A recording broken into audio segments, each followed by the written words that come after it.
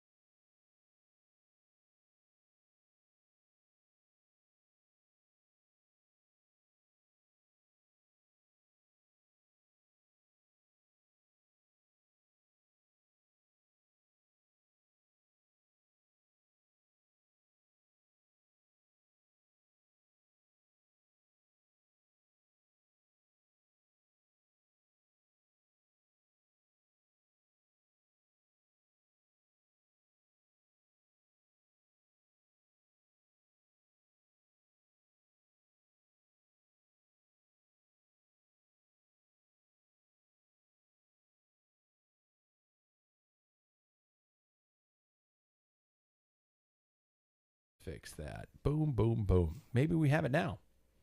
Hopefully we have it now. We'll figure it out soon. Did a listener? Yeah. Can you understand that? In other words, you're. Yeah. God, that's so grace. That's so nice.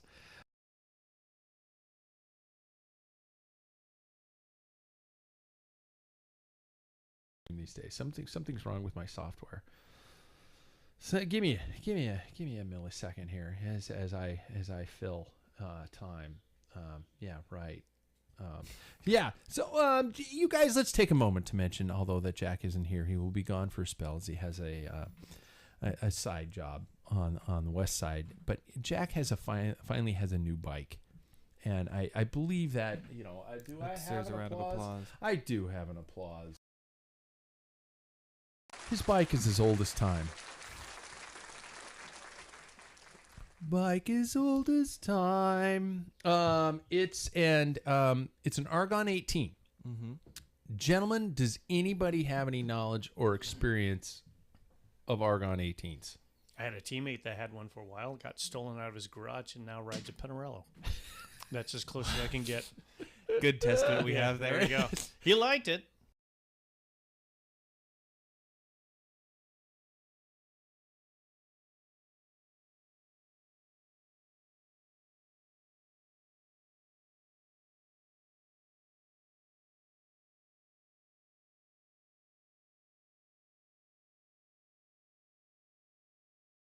That is a pretty looking setup. Yeah. So Jack's riding, and he's riding it, which is just. In fact, he wanted to upgrade his computer. I think he had an Avocet on his old one. Avocet 30. It was neon pink. Yeah. Exactly.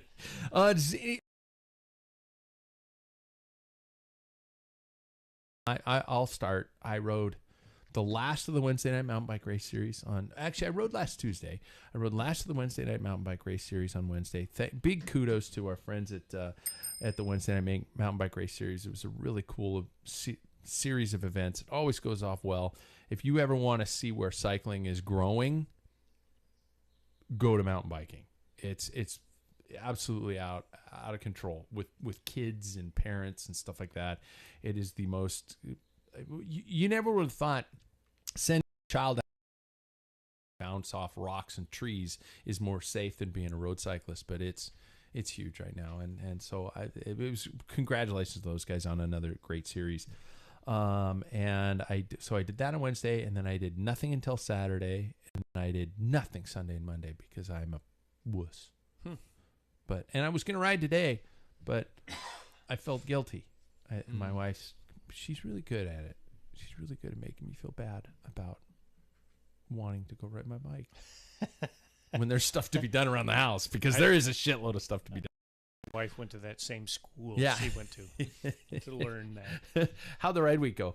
Anybody else? Good. Yeah, I rode the Wednesday night. Then we rode all on. Was it Saturday? Mm-hmm. Saturday. We all rode on Saturday. That was always cracks me up how much farther away you live than the rest of us. Meet at a central location, but it's like I get 63 central. Yeah. But it's pretty central, isn't it? I mean, to the three of us, I'm close. He has to add like a couple miles more. That's about 5 miles is what Extra. I have to add. But at the end of the day, he's going home, and we finish earlier. You get. I mean, I did 63, and you did 70. Yeah. And that's not everybody's like 58 or 7 miles. 60. No, you did 63 also. Did I? Mm-hmm. Oh. But everybody's like, "Oh, those 7 miles." It's like, dude, when you're cooked after the end of a long ride, it's a long way. Yeah, it was a hot day too. It was hotter than I had been used to. And just coming home, it was those last 7 miles were definitely you could feel it each and every one of them. Yeah. What else? I interrupted you blatantly. Today with my fiance, we rode a good out on the Centennial Trail. We did a good ride today. Okay. It was fun. Cool. Yeah. Very cool. Good for you. I should do that with my wife. She wants to, I think. But the problem is we've yet to figure out. Anyway, Paul, how's your ride week? Well, yeah, I don't remember if I rode during the week. Saturday's ride, that one was tough, and I came home. My legs were aching. I could not figure out why. Really? Yeah, I was Well, and I complained. I just said, I mean, my legs seemed like they were dragging. My bike was making extra noise too. It was a loud woman. Yeah, and CP Sorry about it, but yeah. CP early in the week, he's he was texting me saying, hey, I've got a problem with my bracket. He's taken apart, and he's asking me all these different questions. What should you do? Mm-hmm. I've put a new one in. It's still making noise. Blah blah blah blah. I think I shared this story with you guys. And then he goes, boy, do I feel like an idiot. It was my rear wheel.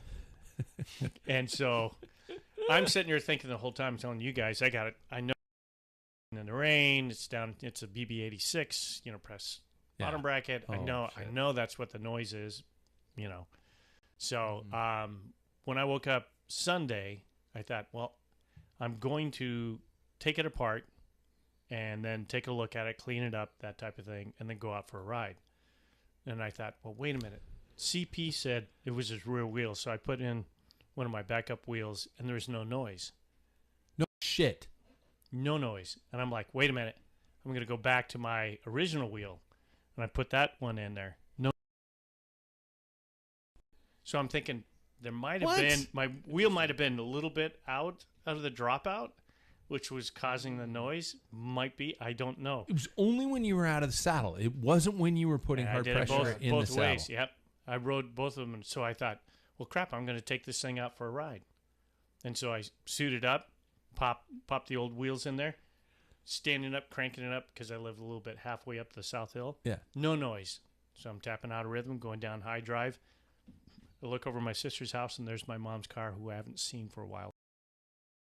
Stop by, say hi to Mom. Yeah. Ended up being there for about 45 minutes, and it's screw it, I'm going home. So fair enough. So that was my Sunday ride. That was your wait. That was Sunday. Okay. That was Sunday. Oh, I keep thinking. So I scratched it. Yeah. So then Monday came, and I looked at the weather report, and it said, by 9 o'clock, shite. Yeah. For 4 hours, just pouring down rain. I thought, if I can.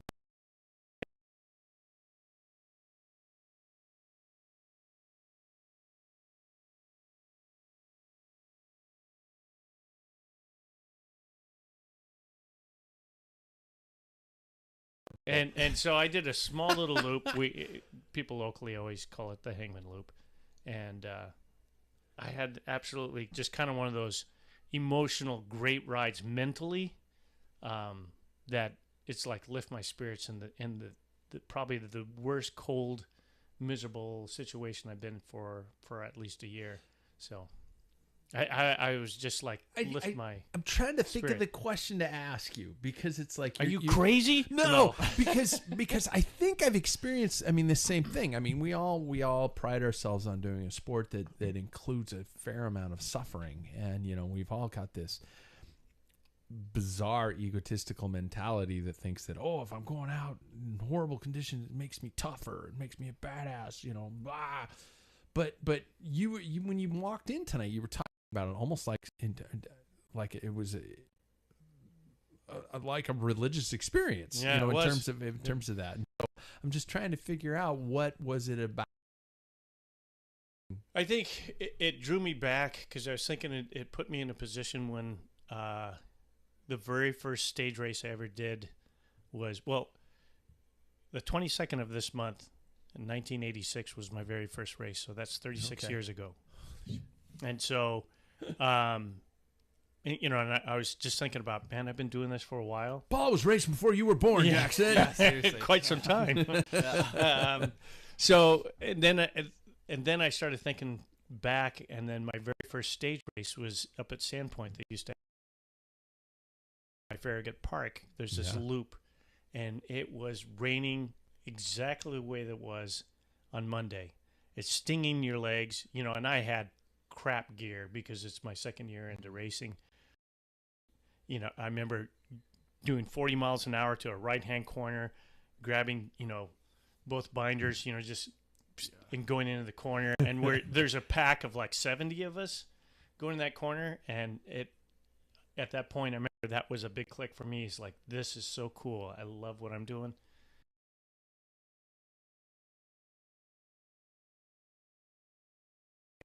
Great sport, because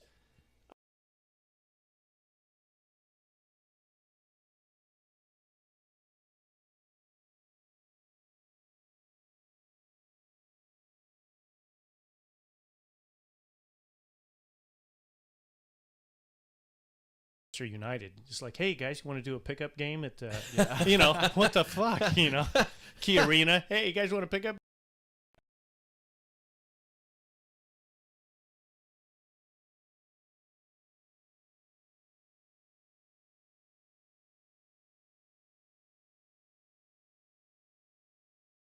It's that emotional connection. So, yeah.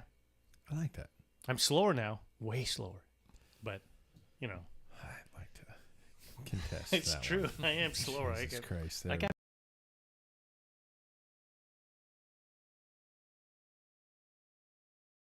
Why? What's wrong with me? That it is completely.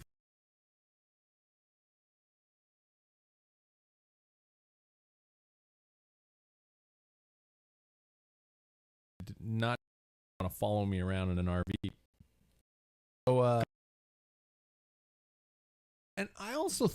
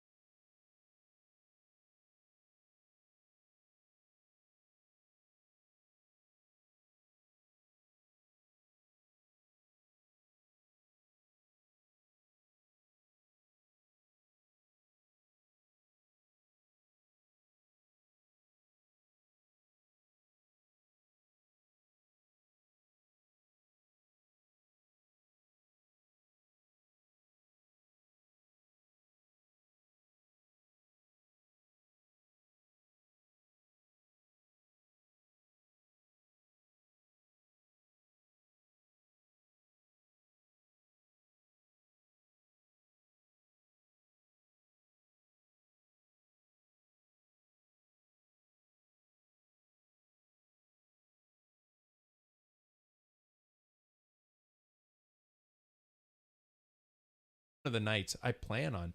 I don't have anything against having a night in a hotel. Literally charge your batteries. Your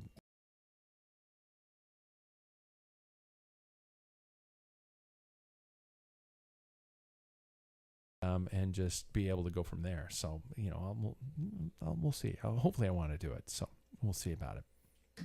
I don't know. I need something. I need something to train for. Do you guys have anything to train for? I don't have anything, and it's bumming me out. No, not really.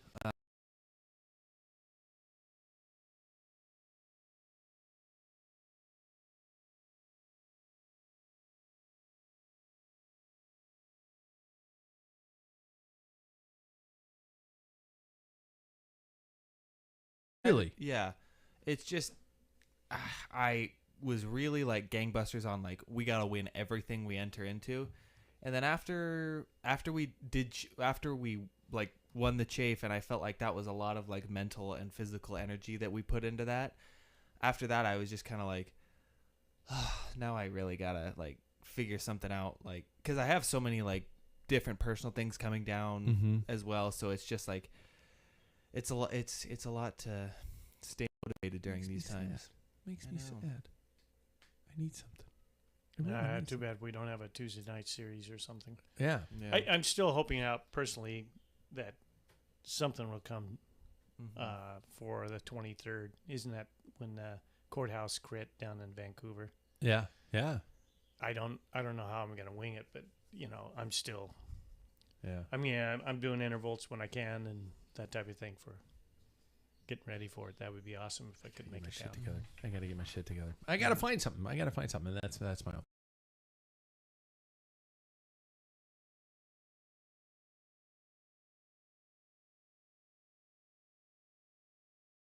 into the show notes, and we'll plug your events, because I think that's huge. And here we are talking about the fact that nothing's happening. And some of you probably have events that are happening and want to keep it out there. So let's do it. So guys, hey, I don't know if you know the Tour de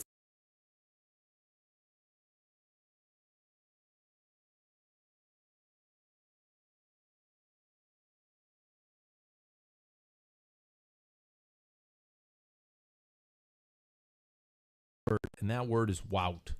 Wow. Wow. Four stages, 3 second places, 1 first place. And today's first place, we'll probably talk at length about. Talk to me about his prowess, his strength, what the plans are for his next 2.5 weeks. Does anybody have any initial opening statement they want to make on this guy, and what petri dish he was raised in? Because he is like the perfect cyclist. Yeah.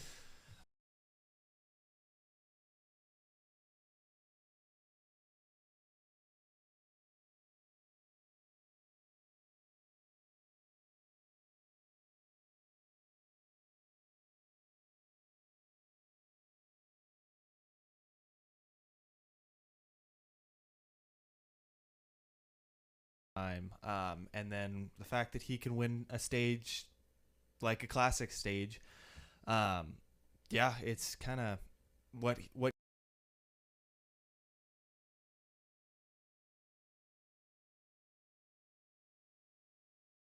that tour where we all wonder like which one can't he win? Yeah.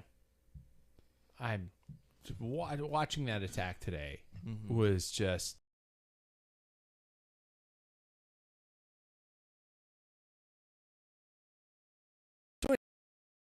learning too much too early. Anybody? We'll find out. Yeah? I mean, he's a spectacular rider. I mean, we're seeing something. I was sitting there thinking, because 2 years ago was nothing but Matthew Van Der Poel. Yeah. Everybody's like,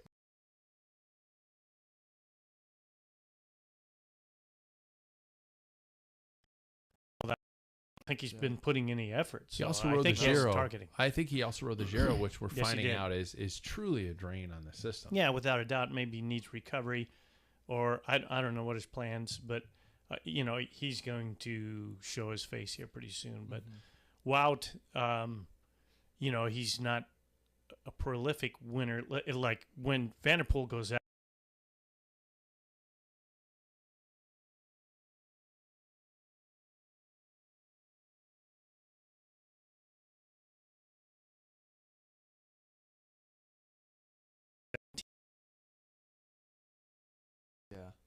Yeah. That's I hate to use it, but Merckx Yeah. but of course Merckx did that for his career.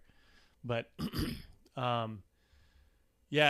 today's stage was, questioning the tactics on it. I don't know if you guys saw the interview. I haven't. So Yeah. that was their plan, is to try and get rid of some of the sprinters. But when they saw some of the climbers, some of the GC guys started pushing, and they even dropped Roglic. What I found interesting, one of the few Ineos guys, it was Gerard Thomas was still hanging in there. He got popped. Yeah, I think he just shut down. It's like, this is stupid, because there's still 10K to go before we get to the finish line. I don't think it shows any weaknesses to the GC people, but it caught them off guard. And Wout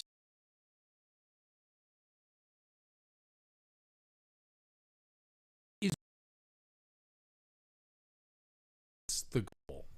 These incredible moments, these days in yellow, these stage win, could have been 4 stage wins up to this point. Is this the goal, or is green the goal? Where do you guys think the Jumbo-Visma squad has Wout in their perspective and the priorities? I mean, I would assume that green is the ultimate goal for him, but I also think that green and some spectacular performances in there are also expected. Mm-hmm. Yeah. I think. Wow, I keep thinking that there's got to be something up, that there's this is just so many fireworks early that there's unsustainable. Yeah, you look at UAE today. UAE, all their teammates, even Brent. Wow. Oh wow. Yeah. Brandon McNulty he had a mechanical or something. But Mm-hmm. I mean, everybody's just hanging back. Yeah. So I think it'll be interesting to see. And it's not weakness. These guys Yeah. are riding in the middle of the. It's like, unless they're burning the candle at both ends, maybe it's a big long candle that they're hoping for. But That's what kind of scared me. It's because that attack was so. I mean, violent. yeah, it was. yeah. It was. I mean, just everybody and fully into the red, and there were a lot of people panicking back. But you didn't see Tadej Pogačar up there. You didn't see a lot of those guys. They were just kind of within range. They just kind of kept everything close. It wasn't a panic moment, and but that is the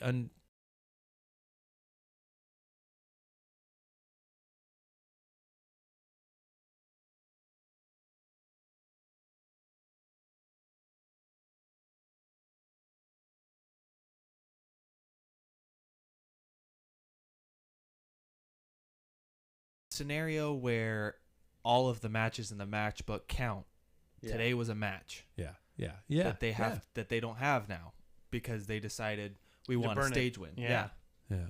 Get him a stage And that's win. a little nervous. And maybe they'll shut down. Well, tomorrow.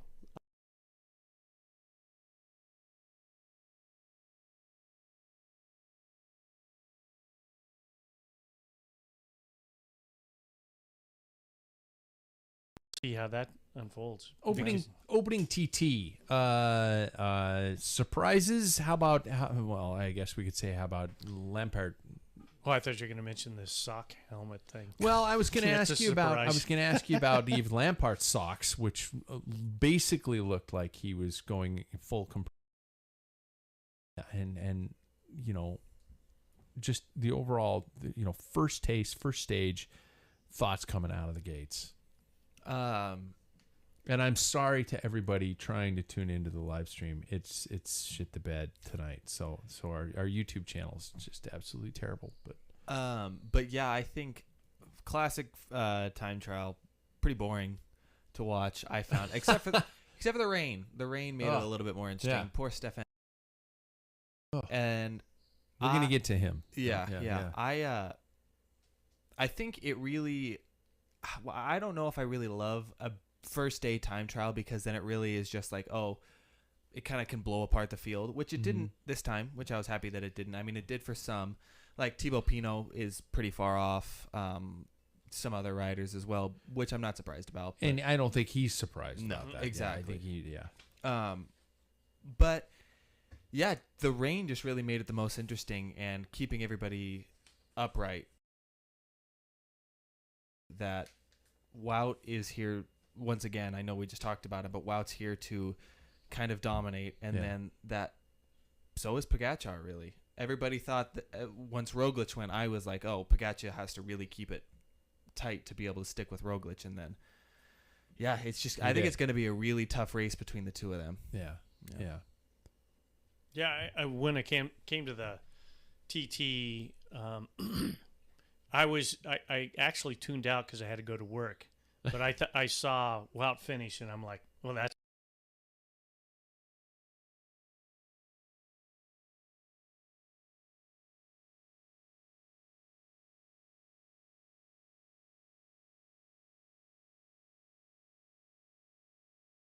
As a TT, Yeah. he's won stages in the TT. He's not a slouch by any means. So, when I saw that, it wasn't like a terrible shock, but I'm thinking how much, and he beat him by several seconds, 5 seconds or something like. Yeah. And then to see Wout's face, because I watched the highlights afterwards, and he's like,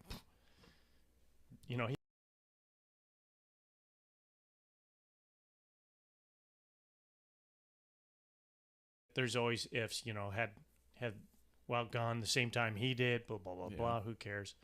But I like time trials. I think they're interesting. I think it's a mental game on that particular rider.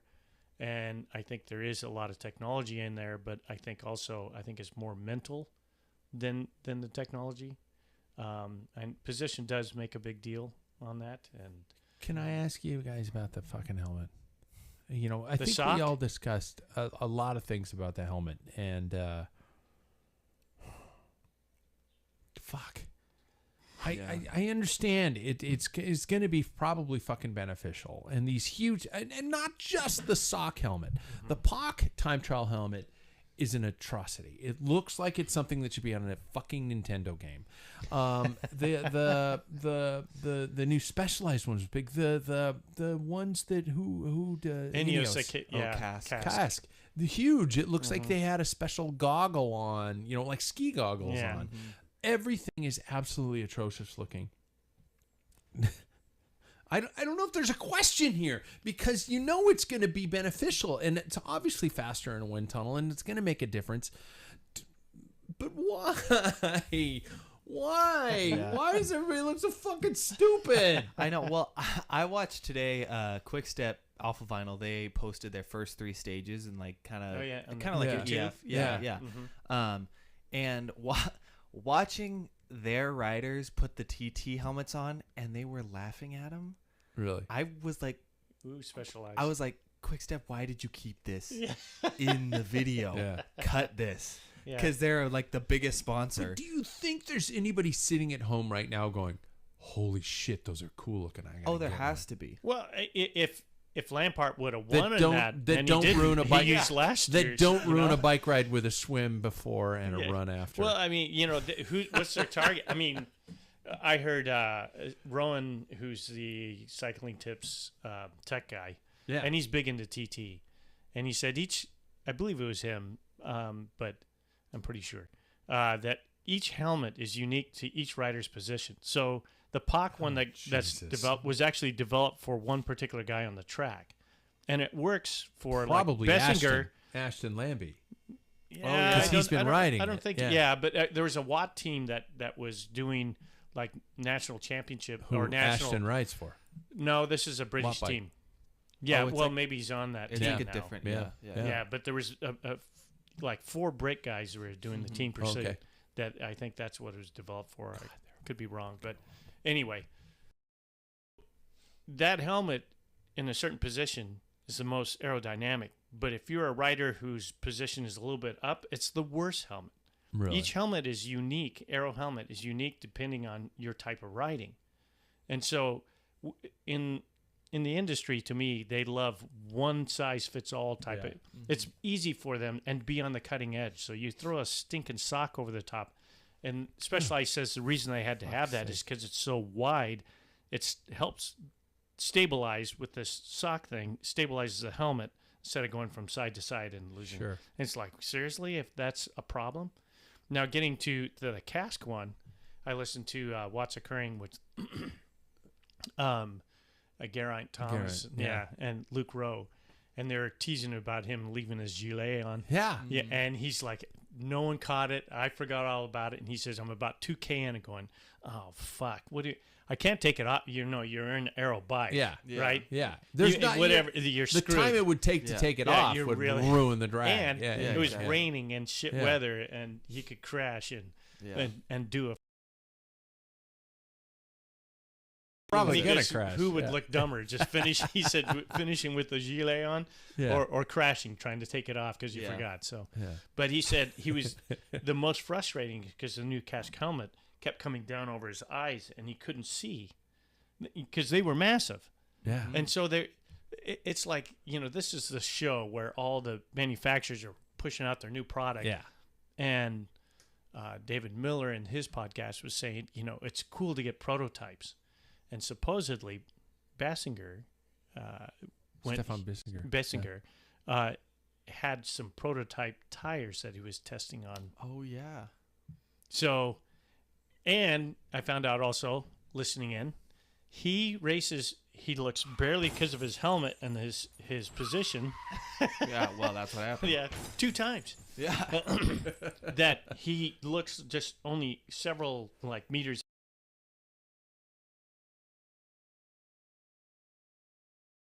And then he can set up for the corner.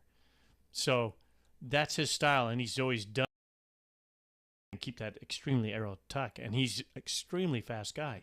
But in the rain with prototype tires, probably not the best time to try and no. do that style. not very talked about is the strength of Tadej. And I think that is a really good thing right now for the UAE team, for Tadej Pogacar, for everybody involved. Sorry, my seat's getting lower, so I have to do that to bring it back up because I think my seat's dying. It's my fat ass. He is riding brilliantly quiet this first week. And just to see what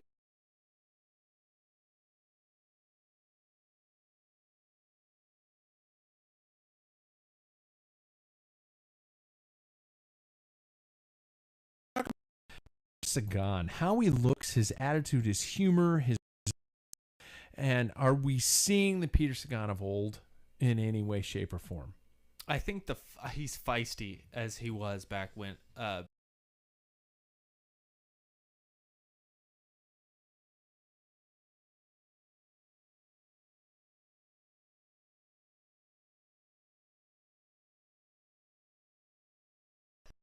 I just came up with that now. Yeah, well, I found it interesting that I don't think he closed the door very hard on Sagan. He did a little. He did a little, and you see him look down and then begin to drift left. And it's like, back in the day, Sagan would have gotten penalized for that. Sagan would have moved more aggressively to the right. Yeah. And there was still a door. Anyway, I'll let you finish. No, yeah, but what I was going to say is I found that I wonder if there's a political difference there with, wow, it's the star child. Sagan was kind of like a drama to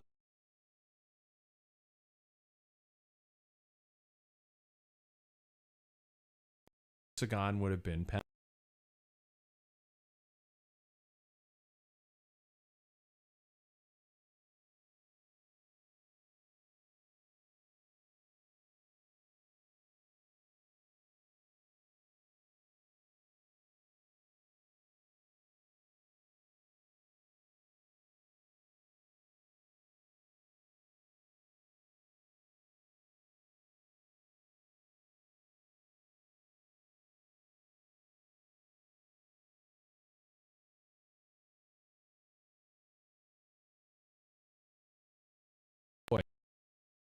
about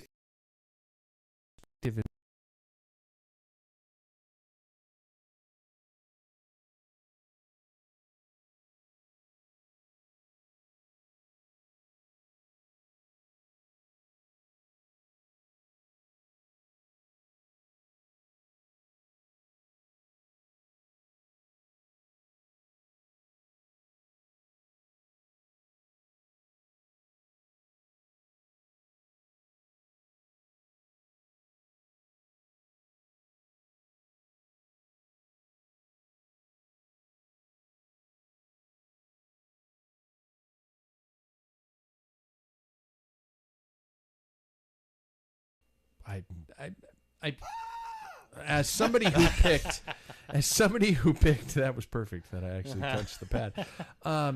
Somebody like Michael Matthews who hasn't been seen at all, and I keep forgetting the fact that he has as a teammate. I keep thinking of somebody who's going to outlast in some of these harder stages and these climbs and get to some of those intermediate sprints.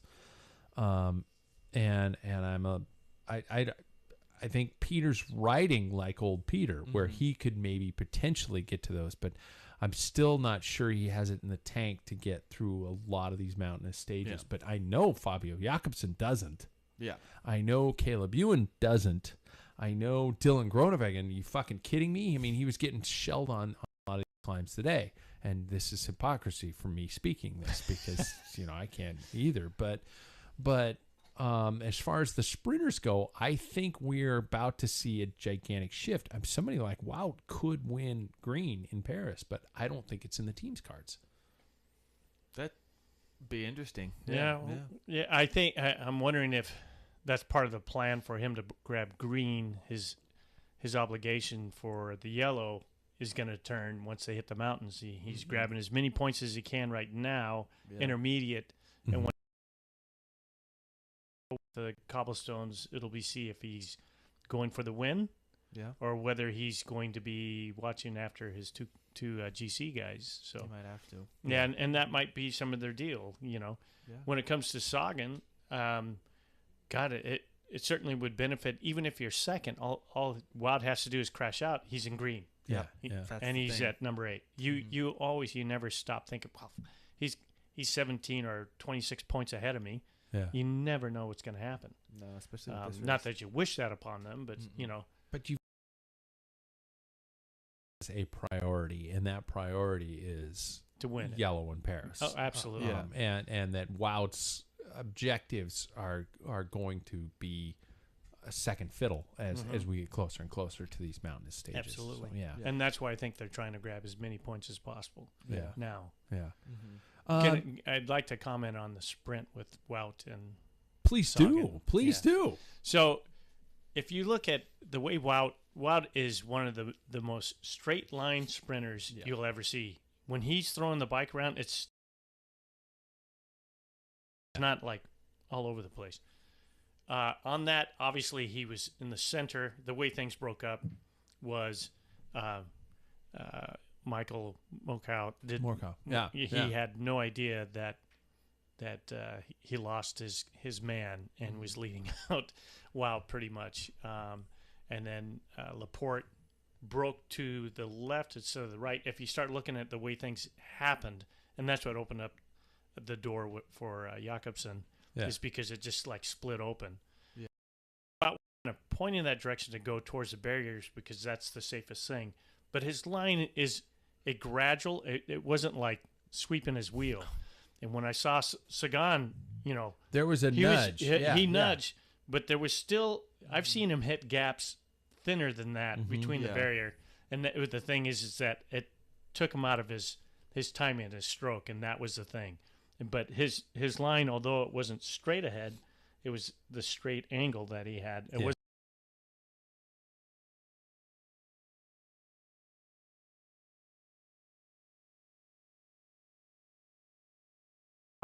And he and Jakobsen the day before or 2 days before on stage one, those two were going at it. Yeah. And I'm thinking, man, Jakobsen has got a lot of guts because it was Sagan that initiated the contact and he was pushing him. Yeah. And Jakobsen pushed him back and that shut him down. And I'm thinking, this is a guy that just ran into the barriers and you're running, but. And I to be at this level, you've got Jakobsen obviously has to pass by that, and I think those guys are running on instinct to a certain extent at those moments. It's just you don't have time to be logical and tactical. You're just trying to just get through gaps that might not be there, and watching the bumping and the things like that is so impressive at this level. Yeah, 40 miles an hour. Yeah, whereas if you're in a 40 plus crit, you're dealing with people who you touch their wheel and they're going all over the place. And so the rubbing as racing is beautiful when you've got professional people doing it, but when you're at our level, but I agree. I think and I'm so glad that I guess when Sagan crossed the line, there were a lot of people interviewers trying to goat him into and he would not, creating some drama, and he at this point he's like, no. You look at the tape and make a decision. Yeah. It's such a late little thing that it was more like a conspiracy rather than a real accusation. Yeah. So talk to me. I keep shifting gears here because I got a lot going on. But EF Easy Post. First 4 days have been full of ups and downs. Court obviously. Potentially justifying the budget of the team for another year with what he's done in the last 3 days. And then we had Rigoberto Urán, who's lost gigantic amounts of time. And I personally, you guys can agree or disagree with me, let me know if you do, but I noticed he spends a lot of time at the back end of the peloton. And then these crashes happen, and there's this big jaw-dropping moment that he's losing time. Yeah, sounds like what one of the eights does a lot. I think it's Simon. He just sticks to the back of the pack, and then when everyone's like, he'll crash. Yeah. So I don't know. I'm rooting for them as a team. I'm not sure I like the kit still, but I think I really don't like the helmet. But for Magnus Cort, I mean he performed really well in his home nation. That was an incentive, and if I was him too, whatever it could take to get that fucking jersey off my back and put a different one on, I would try and get as many points as possible. So He's got it. Winning it in his home country or getting rid of shame. That. Yeah. Well, I think another thing with EF is thinking about, yes, everything has gone wrong. Rigo's pretty much going to go for stage wins at this point. God, But nobody's talked about, I've talked about him a bunch, but Nielsen Paulus. Yeah. He's been in the peloton. He hasn't gotten dropped, lost any That's time. their man. He's been there the whole time. So if he can pull off a miracle and stay within that final selection on those mountain stages, it's all up to him now. Yeah. The tactic that there's not somebody in a car going, Rigo, get to the fucking front, dude. Yeah. Get up there. Shit's gonna happen. Tensions are high. I mean, this is me. I'm armchair quarterbacking here from my home studio, but it's just that somebody's not screaming in his earpiece, going, "What the fuck are you doing, dude?" I think that's kind of his style. He's always been that type of style. If I don't have any proof, but if I think back, he is like nowhere. Even when he got second that one year, what was it, 2019-20, whatever it was, that he was like just sit in the back, conserved, and when time came, I mean, that dude poured it on, and I think that's his style. And you live by your sword, you die by your sword. Yeah, he's dying right now. Yeah. So tell me what lies ahead. Tomorrow, stage 5. Obviously, the best stage. Yeah, for somebody like you, this is. What needs to be taken into account for something as drastic as tomorrow, with a lot of these little skiing little birdmen who don't know what it's like to ride bumpy roads? Well, two that worry me the most are, we were talking about their team so heavily, but it is Roglic and Vingegaard, who haven't had to ride in very much in a cobbled type of situation. Pogacar, I'm not too worried about, because I find that when he was in those cobble classic scenarios, I mean, Christ, he was up in the top 5. His Strada Bianca didn't go too badly. Yeah, it wasn't cobbles, but so he's not the one that I would necessarily be worried about. It's the other two who don't have as much of experience in these type of situations, and also Roglic, who is, as we all know, pretty prone to crashing. He's a magnet.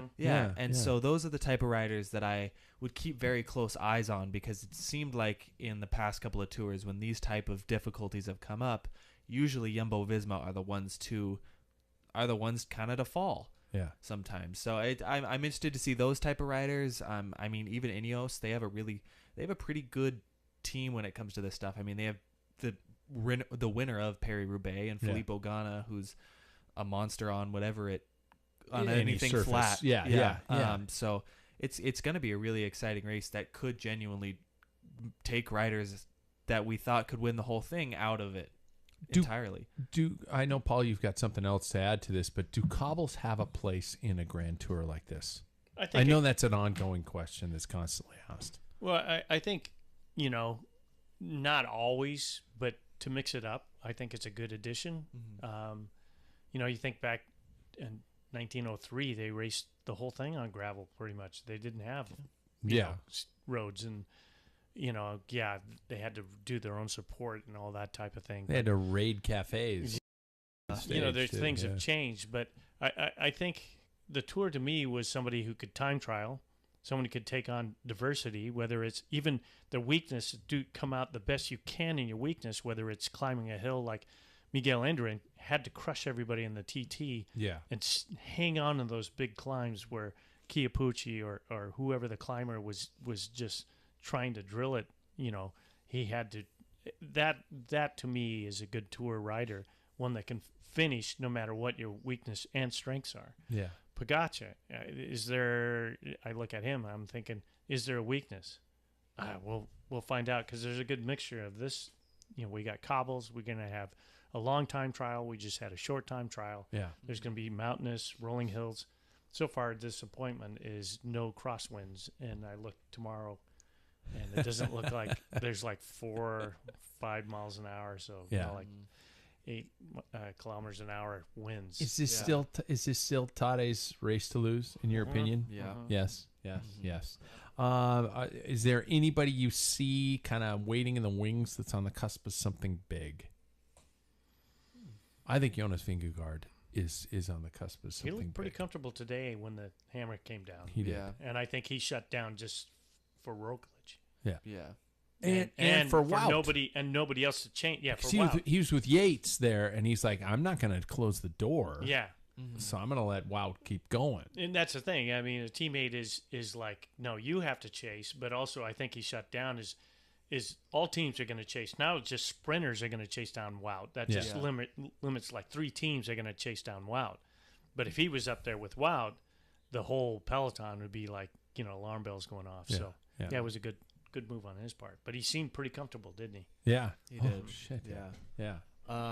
I mean, there are some riders that I'm interested to see show a little bit of face. I mean, like I mentioned last week, Roman Bardet, I'm really interested to see what he can do. The GC guys who aren't necessarily like the top ones, I'm interested to see what their form is like. We're about to enter a completely next phase of this race. I mean, here we are only 4 days in, which I don't know if I like the tour starts rest day. Yeah, that was kind of a bummer. I understand it's a travel day. The Denmark stages were unbelievable. The fans were huge. The races were beautiful. The country is gorgeous. Diva was there, and he said it was a brilliant place to be. But I forgot my point. Basically, along the lines of there's so much that's about to happen. Mm-hmm. There's so much on the horizon. We thought this gigantic bridge was going to be such a dramatic moment. It didn't live up to it. We're thinking tomorrow's cobbles are going to be a gigantic, dramatic moment. I hope they live up to it, but not in a destructive manner. We're about to reach an absolute boatload of hills. I mean, there are so many stages that have major climbs and finishing climbs in them this year. That is just, I think it's going to completely change the dynamic of things, especially for me, who's got 1 point in the total. Isn't Sunday the Super Plunge de Belleville? I think what it that's is? and there's a 20% gradient right towards the finish. So Jesus. things are going to really open up at that point. Yeah. But I think it's Sunday. But anyway, that's the one. They always throw in that one mountainous that they try and break things up. So now the cluster of those that are good time trialists, flatlanders, are like, oh shit, they just lost 3 minutes. And those who lost 3 minutes in the crosswinds typically just gained all their time back. So it's an equalizer. How's everybody sitting overall in the points totals? I just mentioned whisperingly quiet because I have 1 point and that's because Tadej got third in the opening time trial. That's it. That's all I've got so far. And I'm regretting several of my choices. My Florian Seneschal was a stupid choice. Ben O'Connor, I'm not giving up on yet. My Michael Matthews, I think I'm not counting him out. I love the guy, but I think the team put too much into Dylan Groenewegen. Although when I was watching them chase back with Groenewegen today, Matthews was not one of the chasers. So I'm wondering if there's something that might save my ass. But I have 1 point right now. Guys, how you doing? I'm in the middle because I have 6. You have 6. Mm-hmm. That's not bad though. Yeah. That's not bad at all. Mm-hmm. Jackson? I have 12. Fuck! 11 provided by Wout and 1 provided from Tadej. So 11 provided by Wout. Pretty good. Yeah. Why didn't I pick Wout? Dan Lloyd what today. The fuck was I thinking? Exactly. Dan Lloyd today said it best. He said that if you are doing your own fantasy league, Wout van Aert is a really good pick because he is Mr. Consistent on everything. Yeah. He will be top 3 pretty much every single time. Shit.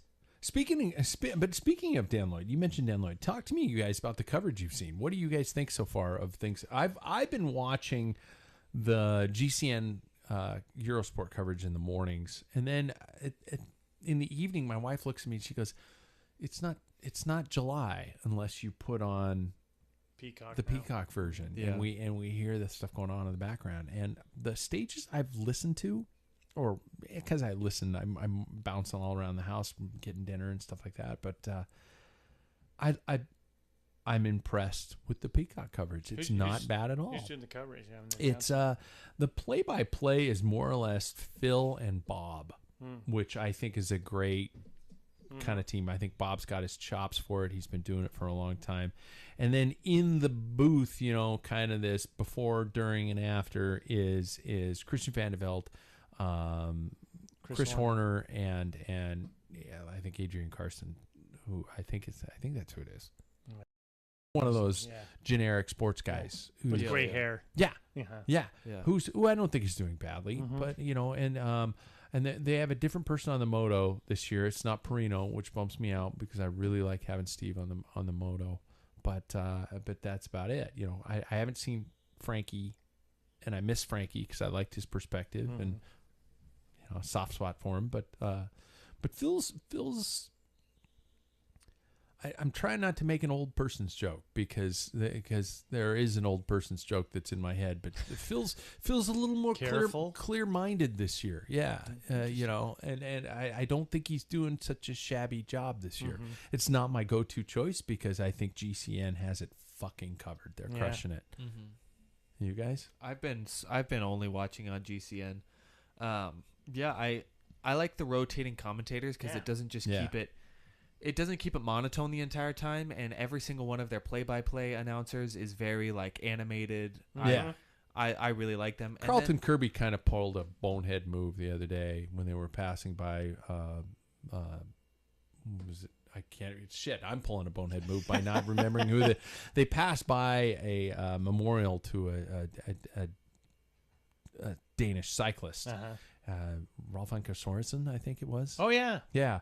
And he just died. He didn't know who he was. And he said, well, whoever Rolf Anker Sorensen says, I guess that's a great tribute. And it's like, oh, fuck, dude.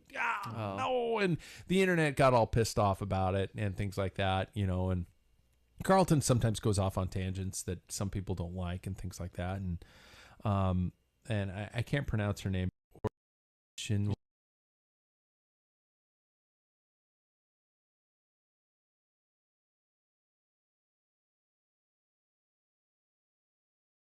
And Dan Lloyd went online and was just like, you guys know that when you tag us, we read this stuff and it's really hurtful. And I don't understand it. I really don't understand it because I don't think anybody's been doing a bad job. No, I think Aura does a great job of piloting their before. I watched their breakaway, the before and after stuff, and I like their analysis. They have Robbie McEwen, who SBS let go. Yeah. What a mistake. What a great gain mistake for Eurosport and GCN. Yeah, absolutely. Daniel Lloyd's always good, and Adam Blythe he's such a character. He always has some. Fucking Sean Kelly. I mean, and it's just like, but the rotating, like you said, though, Jackson, is the rotating that you can tell, because I can't imagine, I would be total rubbish calling a race. Like Bob and Phil. Yeah. You just got to get exhausted because they're doing pretty much the whole race, and they're just rotating in. People are eating. They're not getting, have something to drink, and they hop in and out, and it's refreshing. And I think they've nailed it. They've nailed it. And the legend himself being on that moto, Brad Wiggins is probably. Oh, I forgot about Bradley. Yeah. Oh my God. Well, he the way he speaks, is very he's super concise about it. You can tell he's been in the peloton before. He gives really good information. But it's also it's weirdo Brad Wiggins. Yeah. Given his weirdo. I love it. Yeah, he's a pretty he's out there. Yeah, he went from being a regular cyclist to now who he is. Yeah. And he brings his little spin to everything, and I really like him being there. Yeah. I don't think anybody else could do it. Of that team. He said today when Wout was passing him and he was congratulating him, and he says, wow, I really just controlled myself by not swearing on air because what I wanted to say to Wout, was a compliment. Yeah. Something like, great fucking job, man, or something like that. It's just like, oh, God. And that guy knows cycling history. Yeah. Yeah. He is passionate about it. He knows everything about every type of, bike race, road race. Yeah. I've been loving it so far. So here we're going to go to our topic, you guys, brought to us by our friends at Wahoo. You know what they do. You know how well they do it. Computers, trainers, heart rate monitors, training platforms, the whole shebang. Get to packfiller.com, click the link, get the best out there. I want to talk about bonehead moves, guys, today. mistakes made in races and training and in life in general. So to start off, and what popped this into my head was poor Jasper Philipsen's celebration with second place today. We're seeing this a lot. And I love that, Wout did it, by celebrating early, and he got passed. We're seeing it. Who was the EF rider? Alberto Bettiol. Bettiol, who did it. And we're seeing a lot of this happening recently. Why is this a commonplace? Is it because the cameras are on everybody more often, or what's going on? It throws me off because they have a radio. Yeah. How in the world did they not know? Like today, Wout was up ahead. Yeah. I mean, I know that if I didn't have a radio, I could see that because he was right there. Well, the elite vehicles were. There's a couple of times he was maybe in 75 sight, meters up the road. Yeah. But yeah, I don't know. I think it's. Did you see? I think it was Laporte afterwards, and he's like going, dude, the winner's up here. Oh, yeah, right when he crossed the line because he's like, he's doing the the whole chest beating stuff. Yeah. And he's like, no, we won. Sit down. Yeah. Man. That was I was saying the same thing too, especially if you have all that information in your ear, you should be able to know, oh, I didn't win. This is the pinnacle of our sport. Yeah. There is nothing held back. The information is there. The training is there. The understanding. The best fucking riders in the world at the biggest race in the world, and you don't know that somebody's up the road. The fuck? Really? Yeah, it's surprising. I mean, I'm not bashing it because, I think somebody said it really well. They were saying, like, that sprint Philipsen did today was worthy of a celebration just because it was a freaking amazing show he of did power. a good job. Yeah. But sign of like a common occurrence is this I don't want to bash the sport that I love, but are our riders becoming robotic responses to cues from a team car? Well, apparently not, because they don't know who won. Well, what I'm saying is somebody in a team car dropped the ball, pull a bonehead move, and not tell their riders, but is that the responsibility of the team, or is that the responsibility of the riders knowing what the fuck is going on in the race? I think it kind of falls, especially for this one, to me it falls on a little bit of both, especially because Philipsen wasn't really at the head of affairs when it came to that climb. And so he probably didn't know that somebody had shot up the road. And so also when you're coming into a bunch sprint, I wonder how much they really listen to. Because in that situation, like we were talking about earlier today, it's mainly based, I wonder if it's mainly based off instinct to a point where they're shooting any gap, just trying to win the stage as best they can. And so I wonder if his DS should have told him, hey, Wout's. So it was on him. He wasn't up there. He didn't pay attention. He was just kind of living off that sprinter's instinct to find the front. Yeah. Or a teammate didn't say, dude, we got one up the road. Yeah, and it's hard to say whether when I ride solo, I listen to music and I have earbuds in there, and wind does cause some kind of the noise, right? So was there a malfunction in his earpiece? Is he not aware of that? Was everybody else not? Or whether it was the DS didn't say, hey, I mean, the job was to chase that down, and without a doubt, and they might have just went on the assumption that everybody knew Wout was out the front, and he missed that one call. Wout's on his own, blah, blah, blah, and the orders start coming in. He's like, it's all happening. Yeah. And I crossed the line, and I went, no, you missed that one little thing. Wout is off the front.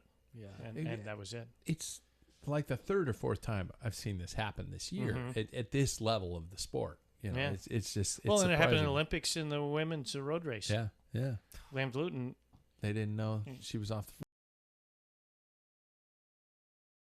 front. Talk to me about a time you made a bonehead move in a race, in training, in something like that. I'll even go first. I've made mine tend to be more mechanical bonehead moves. I glued a tire on the night before and rolled the tire in the middle of a crit as a junior. I was a junior. For those of you about to bash me online, Did you use Fast Tack? No, I used Clement. Oh, the red. Yeah, got all it's over everything. nasty. And it was on my ass when I crashed, and then I sat in Roger Thompson's That's right. car, which he had just purchased, and I got Clement on the nothing back gets of his that car. out. No, he was there for the entire. I was once in a time trial once where I did not tighten my rear skewer tight enough, and I pulled my wheel out immediately into the chainstay. I forgot my shoes once. My dad made me race in toe clips with my sneakers. Well, at that point, I Did you guess. win? I did. See, Actually, that back then, but that you would was have like never. not If big your back dad then. wasn't there, you would have never had that victory. You got to think you're dead. Thanks, pops. Yeah. Talk to me about idiot moves you've made. Well, if you've ever lived in Portland and ridden late spring off road, that's a big mistake right there. I didn't have leg warmers, and so what I ended up doing was I ended up using the arm warmers that the first ever Packfiller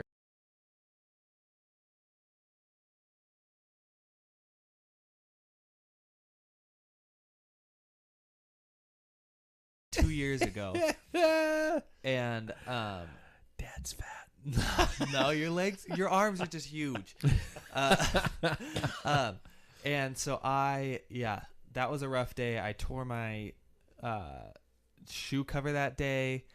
It was just a bad one all around. And after that day, I knew probably shouldn't do that until like mid-July. None of these are tactical blunders. I'm noticing. None of us. We never make a mistake tactically. I make apparently. tactical mistakes. I make them every fucking time.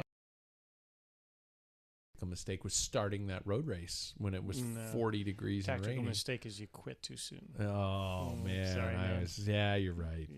That hurts. You but ride you're it right. all the way through. It becomes an expensive training ride. That's what it is.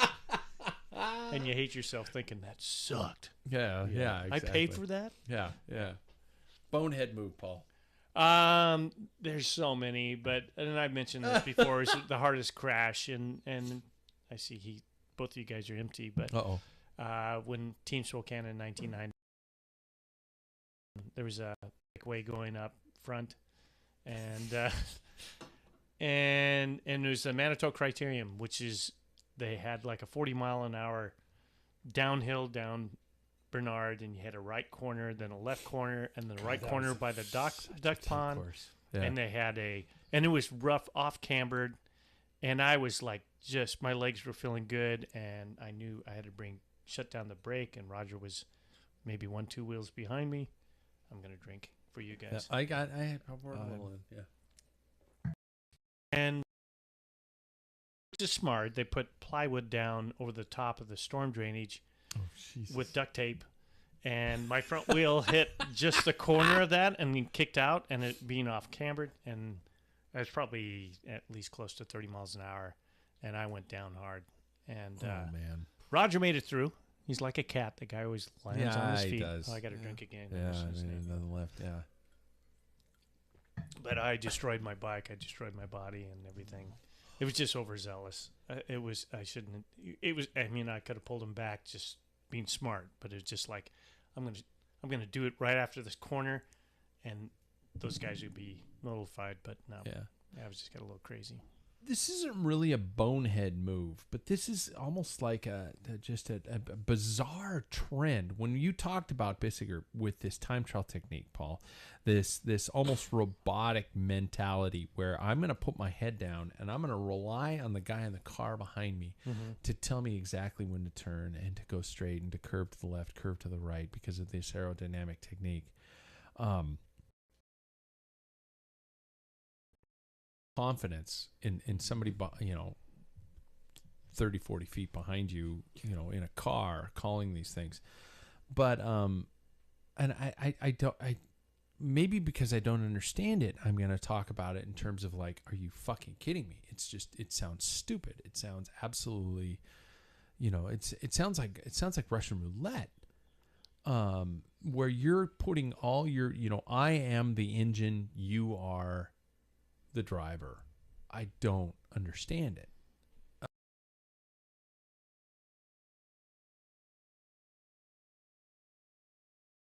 team coaches behind me in the back of the car screaming at me and stuff like that, honking their horns so I could cut the corner in a time trial, but not to the extent where I'm going, I'm not going to look up until I absolutely have to.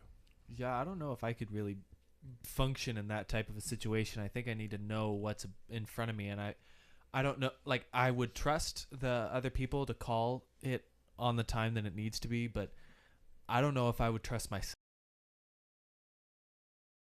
immediately be able to pick that line. And I think that's probably what was the issue. Just he probably would pick up and then pick that line, but it wasn't really the best line. I'm not going to lie. It sounds really dumb to me. Well, I think he did the recon. He probably, I mean, Jack would probably love to answer this because rally racing, have you watched rally racing? Yeah. So you got your guy in the right seat, and he is telling you everything. You just have the gas, and he's telling the corner there's a bump here, blah, blah, blah. He's got everything. And you're relying on him, and you're reacting to him because you're going so fast on dirt roads or crazy. You don't know what's going to happen. You have no idea, and so I think they're kind of using that. And if you can function on that, I think there's nothing wrong with it. I think the conditions for him, had changed drastically, and he had new product was his problem. That's tough. And so, I mean, we all like to see new products, and when a tire manufacturer says, dude, we've got the perfect tire for you, try this. Yeah. And JV was interviewed afterwards, and he's like,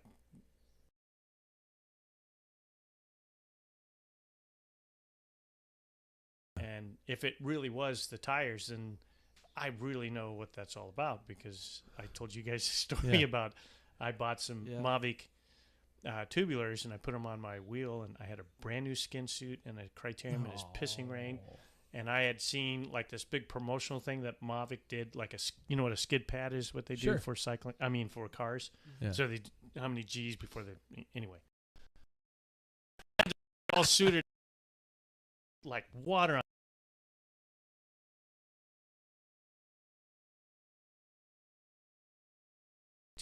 And I went down hard, extremely hard, twice, and buggered up my body and myself. I got a whiplash on my neck. I had to go through therapy. Oh, shit. Yeah. So, yeah, I can understand. You have faith when you have to believe in everything. Your equipment, your person is giving the call. You've done your research. I've raced that course before myself. He knew everything. All it takes is one little thing to throw that. Did you see his second crash? Yeah. His hands are out like, what the fuck? Yeah. He's just lying on his ass. It's like, Jesus. Talk to me about some other bonehead moves. And I'm going to talk about in terms of equipment and in terms of style. We mentioned the Specialized Hedgehog, that sock or whatever the fuck it was. Would anybody at this bar wear that? No. Do you think this is going to continue, or do you think in 5 years we're going to look back upon these helmets and go, holy fuck, that was stupid? Like I said at the outset of the show. I think TT-wise, I don't know if it's really going to change. I think it's going to keep going. Helmets are going to get worse. Well, I think it's going to go to a place where advantage matters more than looks. I don't know if that will happen on the road, though, because I feel like if they do that, then nobody's going to buy anything from them. Oh, man. It was so fucking Well, Giro came out with their... Remember the first aerodynamic, and that's gone away. I think there's a lot. You'll see things come and go that they make the claims it's faster, but I put myself in their position. The Specialized sponsor says this is the new helmet is going to make you faster. Soup if you wear this thing, it's that. You know where that comes from. Yeah, I do. Yeah, exactly. So I love that fucking movie. Yep. But it's. This is the part of the industry that absolutely infuriates me, and if you're telling me I can't wait to see that YouTube with a Quick Step, it's like sounds like they didn't even know. It's like, really, you want us to wear this stupid thing? Yeah. And you see Sagan, you see some people like, what the fuck am I got on my head here? But it'll make it faster. It'll save you 2 watts per kilometer. And it's like, come on. Especially with. If it wasn't raining, if it was hot, those things just look like facial microwaves. They just look terrible. It's like, I get putting the helmet on, but when the sock comes on, that's when it gets bad. I remember the commentators were like, oh, is it really that cold? Yeah. Yeah, the that's what I thought at couple first. ones, Yeah. When Vlasov went off, they were like, "Oh, it's really that cold." It's like, he's got a bottle. they of all Cava have on. it. Yeah. I got to tell you, there are times when I just think, that somebody in the room, in the boardroom, especially, fucking say something. This is stupid. This is terrible. The Emperor has no clothes. Yeah, exactly. It's that moment where somebody should say something, because I'm sorry. If Specialized is thinking of sponsoring this podcast, I'm going to fucking burn the bridge right now, because I think their current helmets are terrible looking. I think they're horrible. Even the road looking helmets. Mm-hmm. I'm not impressed. I just think everything looks terrible. Their bikes, from what I understand, are a very nice ride. It's a very beautiful ride. Yeah. I'm not impressed with the style points. So, and if you're at home and you think they look cool, please tell me why, because I would like to question your fashion sense. The whole world would like to know that. Yeah, for fuck's sake. So what are the things that are we currently doing in the sport that you guys think we're going to look back upon 10 years and go, fucking no way? I do think that, as big of an aero guy as I am, I think that some of the aero gains are going to be looked upon and be like, wow, that was for such a little advantage. Sure. And it's also kind of funny because a lot of these people who are really taking advantage of the gains usually aren't the ones winning the 3-week Grand Tours. Yeah. So I think that some of that's going to be kind of funny to look at. I mean, even the fact that we're putting a hole in our bikes now just so we can clean up the air. I think it looks really cool. I'm talking about the Trek Dome. Yeah. I think it looks really cool, and I think it's a really interesting idea, especially with the comfort ideas behind it. But I also think it's like, what's next? With UCI relaxing their rules, I think a lot of these aero things later on in the future are going to be like, God, remember when we would wear socks all the way to our knees, stuff like that. Yeah. I think that's going to be looked upon in a funny way. I agree. I agree, and I think one of the things, and I look at the tubeless technology for road bikes, it's not there. Pogacar, there was a crash, I think stage 2, he rolled in, and it looked like tubulars because they were totally flat, so they weren't tubeless. And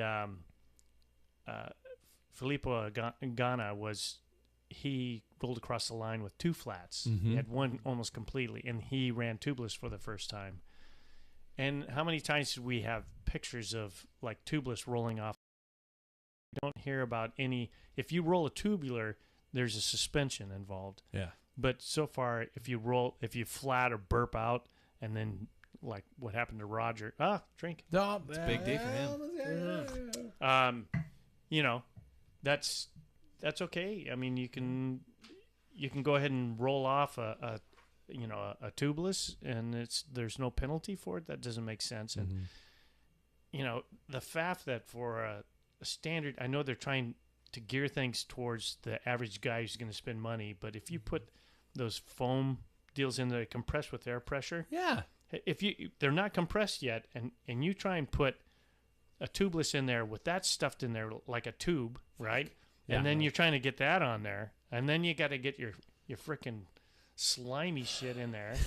You pump it up. It's just like, seriously, they have I know it's antiquated technology, but especially if you're tubulars an average now Joe like the rest of us. Yeah, tubulars become even Yeah. simpler than that. Yeah. I mean, I understand is people don't want to ride tubulars, but because it takes. Just let you know. We now know. Yeah. So, anyway.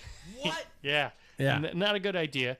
There's some faffing going Yeah. on when it comes to tubulars, but there is people still riding these for 100 years. Until you have a technology, don't push on the road. I think they're great in any other discipline. They're fine.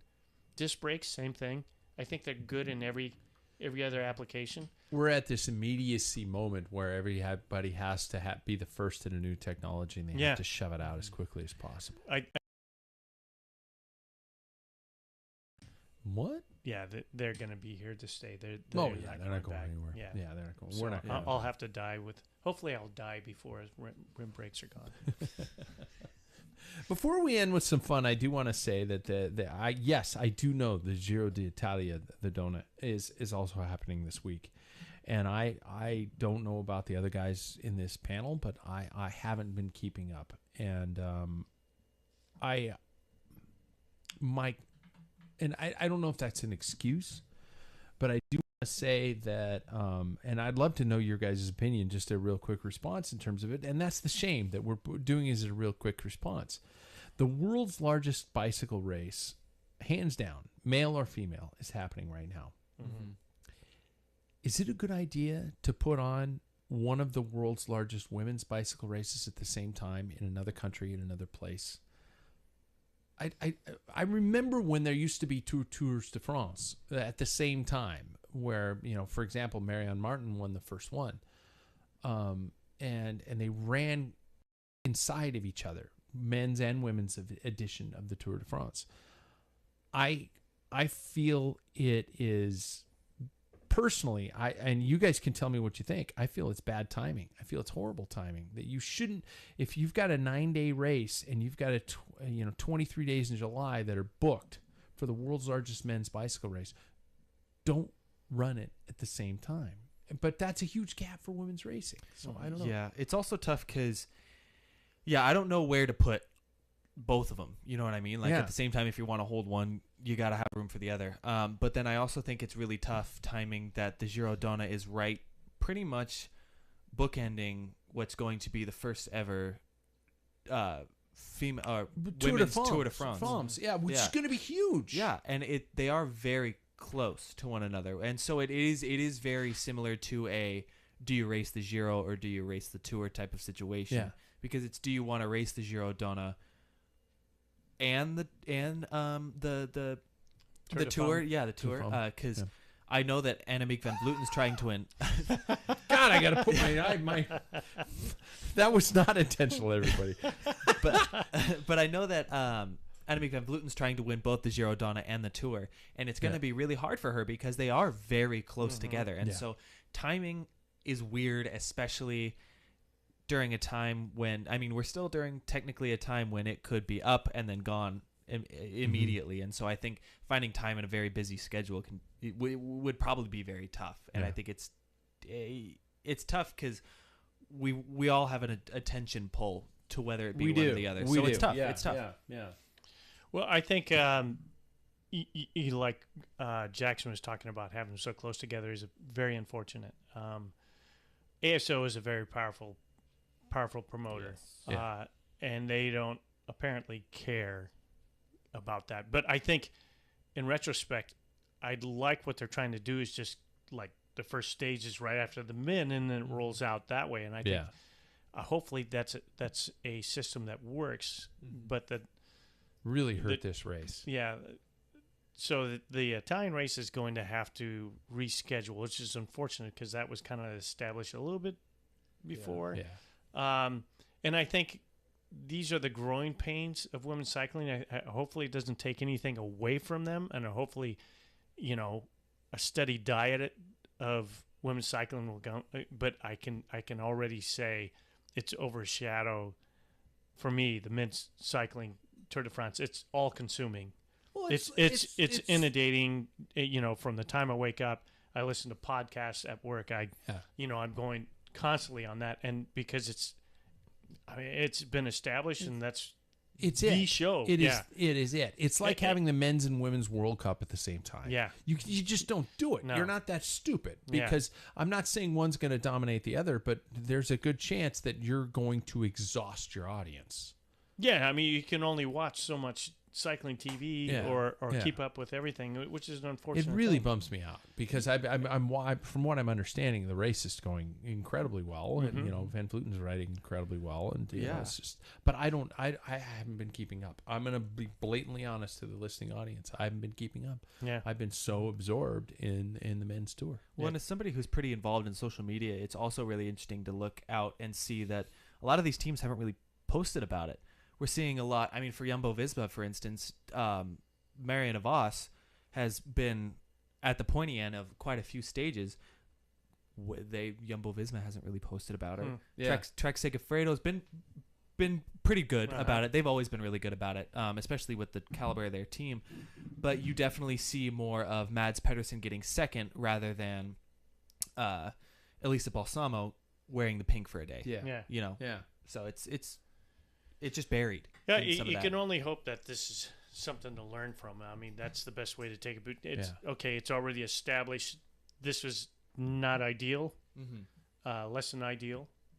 So I think hopefully some talks instead of just going, oh, we'll just keep doing this until they finally get it. Yeah. And then no one's going to get it because the Tour de France is smart enough. When the World Cup happens, they delay the Tour de France for the World Cup. Yeah. So you can't just say, well, cycling's been, it's a bigger thing than, more people watch the Tour de France every year than the World Cup. Well, the World Cup's every 4 years. So, you can have all these silly arguments, but hopefully the women's schedule, finds and settles itself. It is truly growing. There's more and more competitive women coming into the game as opposed to, remember, Jeannie Longo. Yeah. Oh, then Marianne Vos. And then, Van Vleuten. I mean, variety. And I think in my opinion, is women's cycling now is like, oh my God, there's tons of women out there that could possibly pull this thing off. Yeah, it's great. And so hopefully they can, it's out of our control that they'll say, hey, let's get together and let's figure out a good schedule. Yeah. Well, I did have a fun game for the end, but I'm gonna hold that off because we're at 90 minutes. So the great thing is it's a Tour de France edition, and it's I'm gonna ask we're gonna play this. For the listeners to understand, we've altered this next show week because next week is supposed to be the week I'm going on this long ride, but now I'm not. But we agreed. Correct me if I'm wrong, and we were going to record on Sunday. Yes. We're going to go for a ride. We're going to come back, and so we're going to do a fun version at the end of the show of what do they do, what do they make, that classic thing. But it's Tour de France Sponsors Edition, so you can choose to study if you wish, or you can remain blissfully ignorant, which makes the sketch. I like to win, so the bit even funner. More fun. So well, I'm gonna just say it already. It's probably a bank. It's always a bank. Many times it is. Exactly. So we're gonna play that. We're gonna play that when we do the show on Sunday, and we'll go from there because we have reached our 1 hour and 30 minute really long fucking podcast. And Jack wasn't even here. And Jack wasn't even we here. can talk about a lot. Yeah. He's gonna text us all when he hears that very moment. A couple of days. Yeah. So everybody else, like, subscribe, rate us on iTunes, all those types of things that I constantly ask. Because that helps us. That helps grow, and it helps grow. Obviously, in the rankings of iTunes. I again, Jackson. I know you were monitoring the YouTube feed, and I apologize for absolutely shitting the bed tonight. I don't know what was going on. I'm gonna reset my entire Wi-Fi over the entire house. I'm gonna change the sheets. Yeah. Somebody, Johnny Depp and what was her name, Amber Heard in my bed. God. Tell a friend, get out there and ride your bike. Thanks, everybody. We'll talk to you next. Not next week. We'll talk to you on Sunday. Yep.